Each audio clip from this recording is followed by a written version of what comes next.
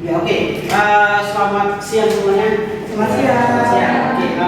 Hari ini kita akan sama-sama belajar. Kita sama-sama memahami satu bahasan materi untuk mata kuliah pengantar teknik lingkungannya. Jadi kebetulan ini pertemuan pertama, teman-teman nanti saya coba menjelaskan sedikit terkait dengan apa sih pengantar teknik lingkungan itu, apa itu lingkungan, apa itu ekologi. Paling ini teman-teman pasti di SMA, ya sebelum kuliah kan pasti tahu apa yang saya maksudkan.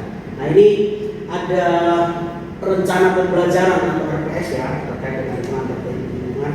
Nah, outputnya adalah saya kepingin teman-teman semua nanti di dalam mata kuliah ini ada beberapa capaian yang akan teman-teman atau kemampuan akhir dari tahap pembelajaran ini. Artinya dalam proses belajar pada mata kuliah pengantar teknik lingkungan. Nah, yang pertama yang ingin saya tekankan adalah capaian pembelajaran mata kuliah. Jadi sebelum capaian pembelajaran mata kuliah ini ada yang namanya CPL. Jadi ada capaian pembelajaran khusus prodi yang dibebankan pada mata kuliah. Teman-teman lihat itu ada 4 capaian. Jadi teman-teman dalam kuliah ini nanti akan dinilai juga ada beberapa poin yang akan dinilai. Yang pertama CPL 1 itu mengenai sikap. Setelah itu ada pengetahuan, keterampilan umum, dan bahkan keterampilan khusus. Nah, dari CPL ini diturunkan lagi menjadi capaian pembelajaran mata kuliah. Itu ada 3 yang saya coba jelaskan. Yang pertama, saya jelaskan di situ mahasiswa mampu menyebutkan dan menjelaskan apa itu lingkungan, bagaimana pencemaran lingkungan, proses-proses terjadinya pencemaran lingkungan seperti apa dan sebagainya. Nah, selain itu teman-teman juga di akhir dari kuliah ini, mata kuliah ini, saya harapkan teman-teman sudah bisa memahami atau punya kemampuan, misalnya mampu memahami dan menjelaskan tadi apa itu ekologi, ekosistem lingkungan itu seperti apa. Yang pertama, yang kedua, misalnya mampu mengidentifikasi atau menganalisis di sekitar kita kerusakan-kerusakan lingkungan yang terjadi itu seperti apa. Karena kita ini kalau teknik lingkungan kan, pasti kan kita harus tahu lah, kita harus bisa mengidentifikasi kerusakan-kerusakan lingkungan yang ada di sekitar kita. Pasti ada ya. Teman-teman pasti punya permasalahan lingkungan. Nah, terus berikutnya bukan cuma mengidentifikasi, tapi sebisa mungkin karena kita sebagai orang teknik lingkungan kita bisa menganalisis ataupun menerapkan juga pola-pola pengelolaan terhadap limbah-limbah yang ada, baik padat, saya tugas misalnya. Terus selain itu kita juga bisa menerapkan konsep atau paling tidak memberikan solusi.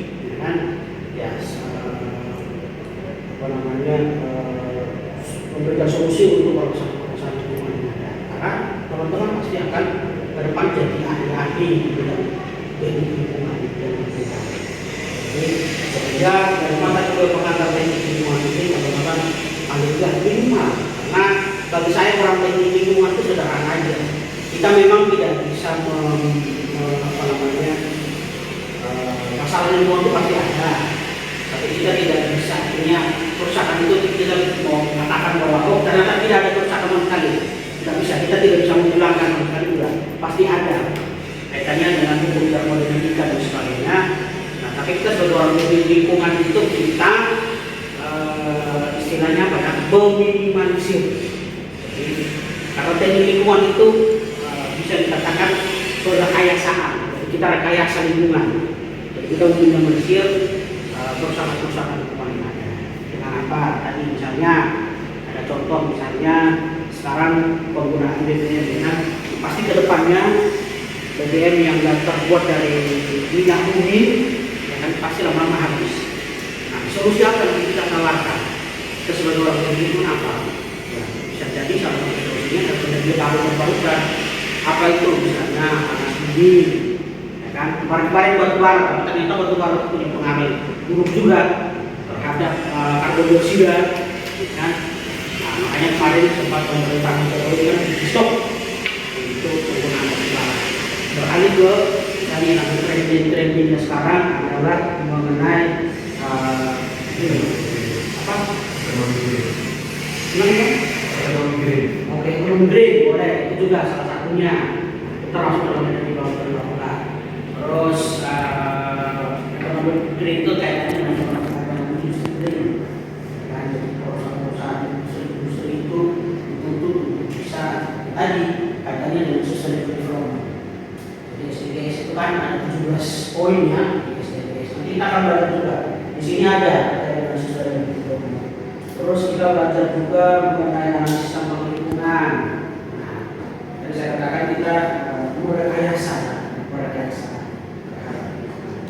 Terus ada lagi kaitannya dengan kesehatan lingkungan, hukum lingkungan.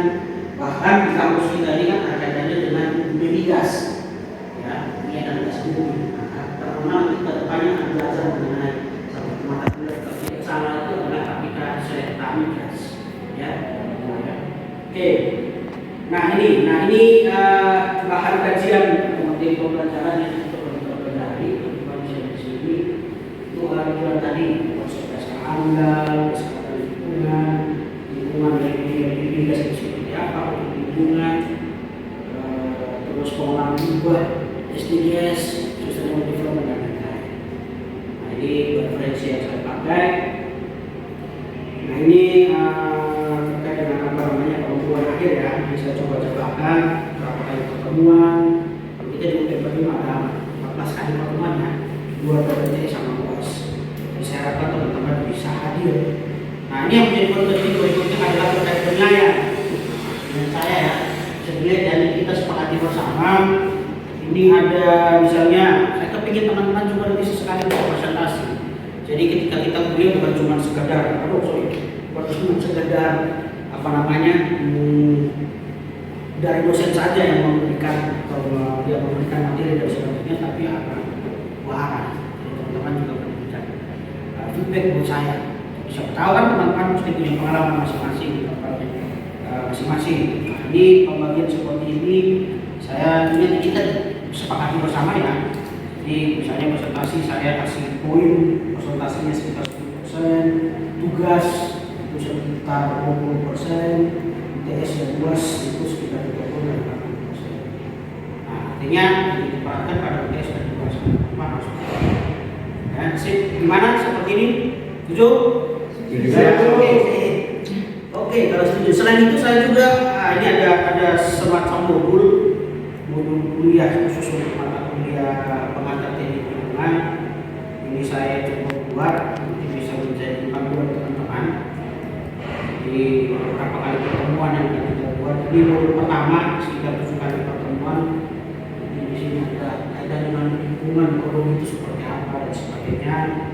Terus ini ada kedudukan lingkungan itu di mana sih? Atau lingkungan di mana ini? Oke, saya akan sharekan ini ya. Saya akan materi. Nah, kita lanjut dulu berikutnya ke materinya saja. Belajar ini. Oke.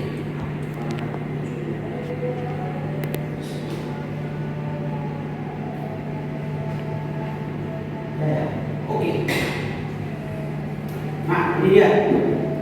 Sebagai seorang engineering kita ya, nanti ke depan teman-teman lulus atau menjadi seorang engineering.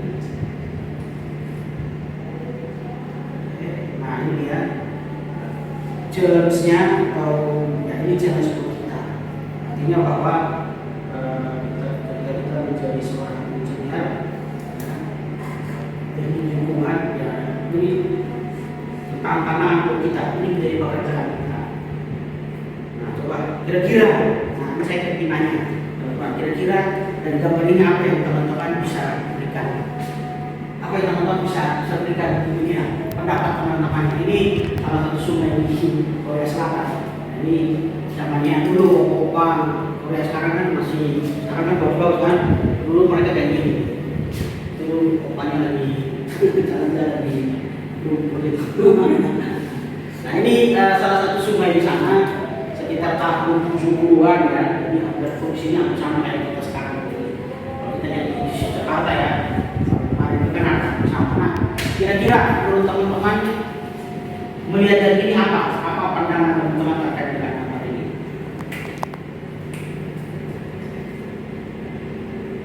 Ada? Pencemaran lingkungan tak sungai karena kehidupan manusia. Gimana? Pencemaran lingkungan khususnya pada sungai karena kehidupan manusia. Oke, pencemaran lingkungan ya. Ya. Ya, oke.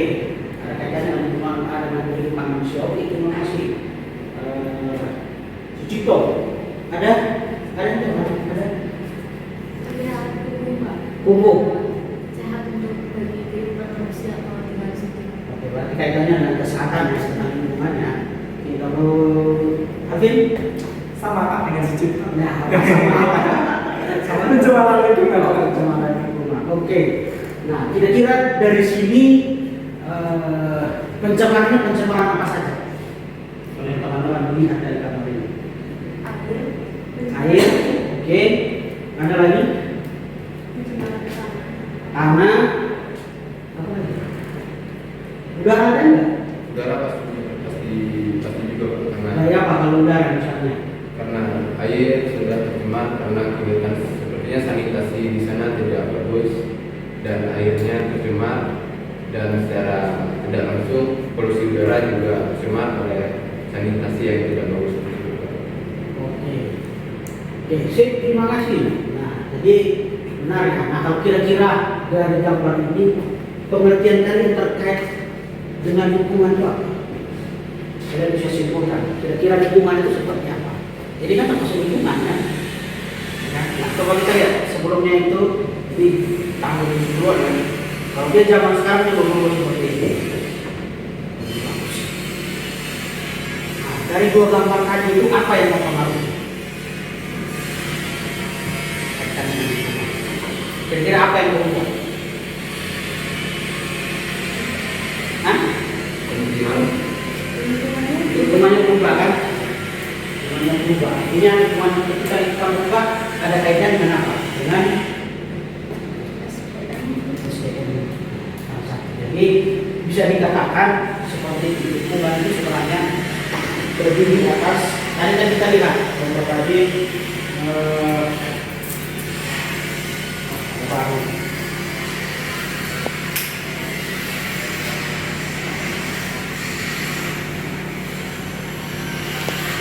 Jadi lingkungan ya, lingkungan ini tadi kita lihat tadi ada abiotik ya. Ada yang tahu abiotik itu apa? Biotik dan tadi baru disebut ini kultur.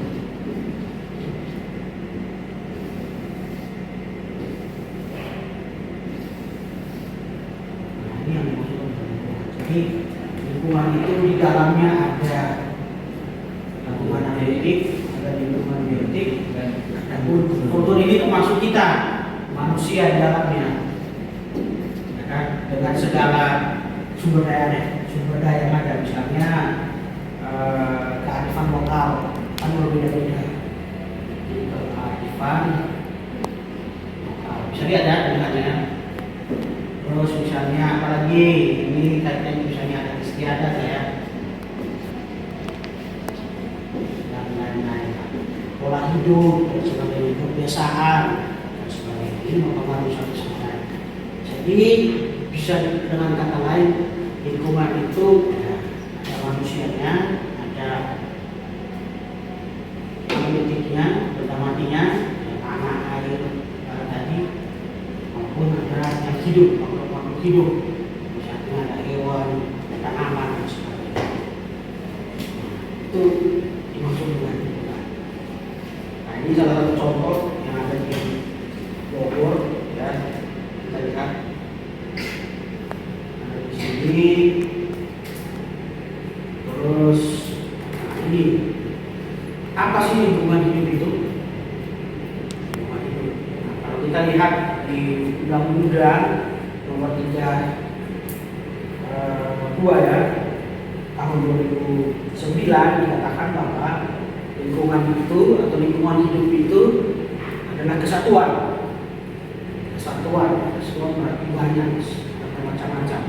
baik itu benda tadi yang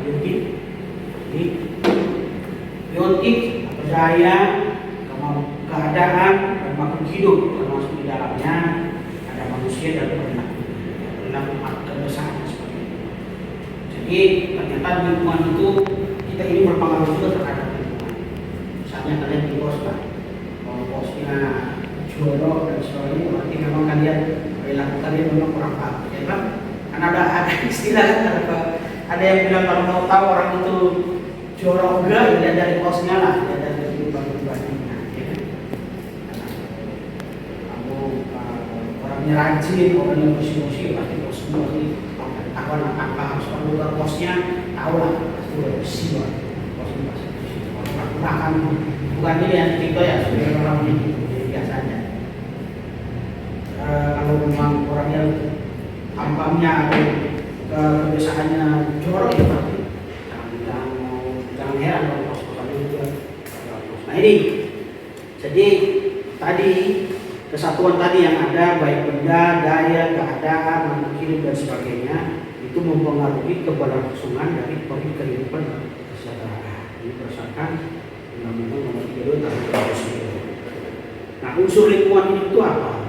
Di sini dikatakan ada sumber daya manusia, sumber daya alam hayati maupun sumber daya non hayati, serta sekarang yang kita lagi ciptakan, bahkan kita orang teknik lingkungan tadi saya bilang rekayasa tadi, yaitu sumber daya buatan. Ya kan? Kita sekarang ada energi alternatif yang akan kita buat, ya kan? Misalnya panas bumi, misalnya sekarang gas, ya kita nggak perlu lagi pakai LPG dan sebagainya, karena ada gas bumi ataupun dari kotoran hewan. Biogas ya, dari sampah sendiri juga bisa menghasilkan. Misalnya karena sampah itu kan menghasilkan gas metana, C4 ya. Yang kimia, C4 ya, yang kimia itu. Nah itu, jadi atau misalnya efek apa namanya greenhouse. Ya. Dulu orang kalau menanam misalnya apa yang di misalnya kentang lah ataupun nanam sawi, ya kan, harus di tempat-tempat yang suhu gunung dan sebagainya. Sekarang kan karena ada yang terus kan, oke, sampai di sini ada pertanyaan nggak? Silakan.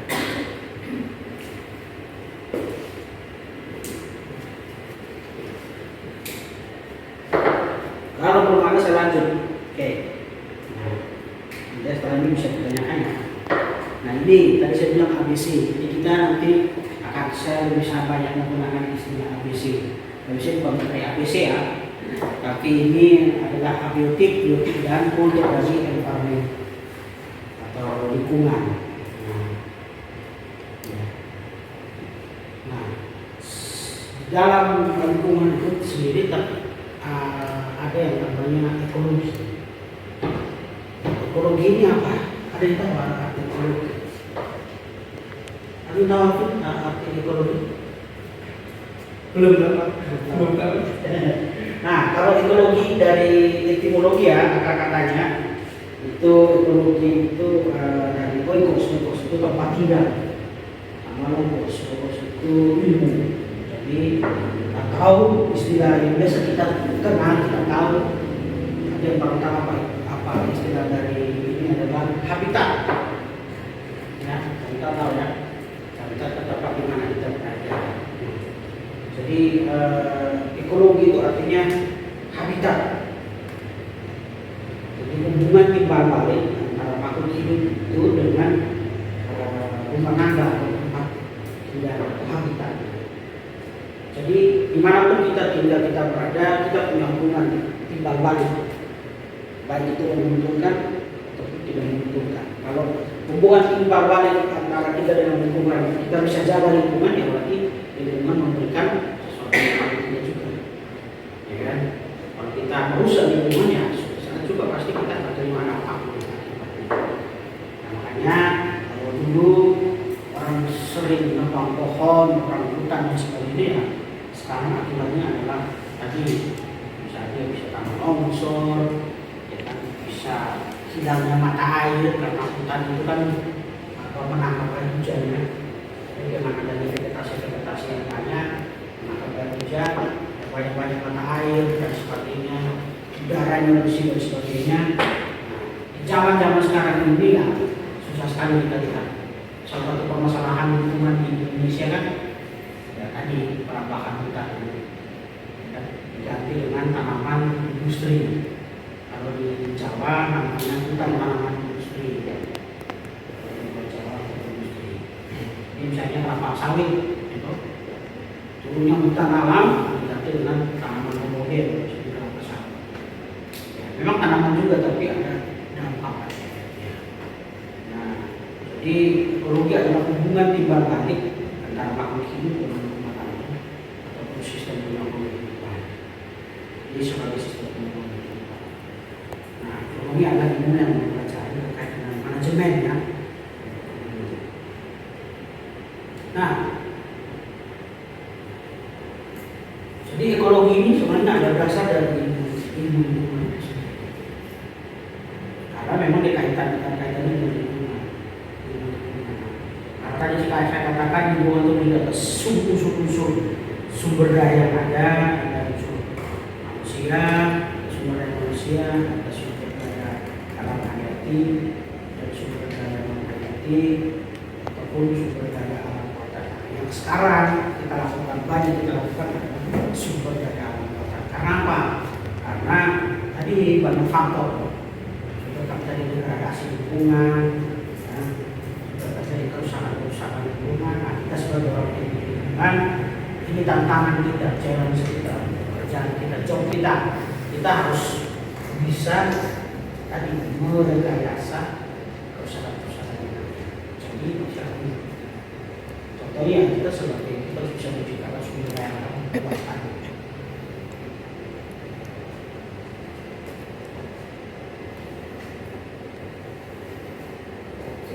Nah, ini dia.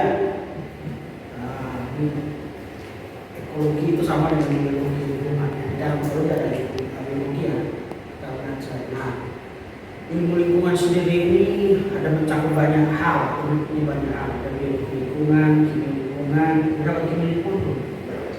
Orang-orang kimia masih tahu ya. Nah, kimia lingkungan ini kaitannya dengan nanti kalau misalnya ada pencemaran air misalnya. Pencemaran air kan teman-teman kan pasti mengukur BOD, COD, TSS dan sebagainya. Ya. Kita tahu ternyata ini airnya tercemar ya. Terus ada fisika lingkungan, ya kaitannya. Jadi parameter fisik dari kita lihat pada saat kita melihat pencemaran lingkungan itu kan bisa dilihat dari parameter fisik, parameter kimia yang ada disebutkan ini. Kalau parameter fisik ya kita lihat kebutuhannya, ada bau juga. Terus geologi lingkungan.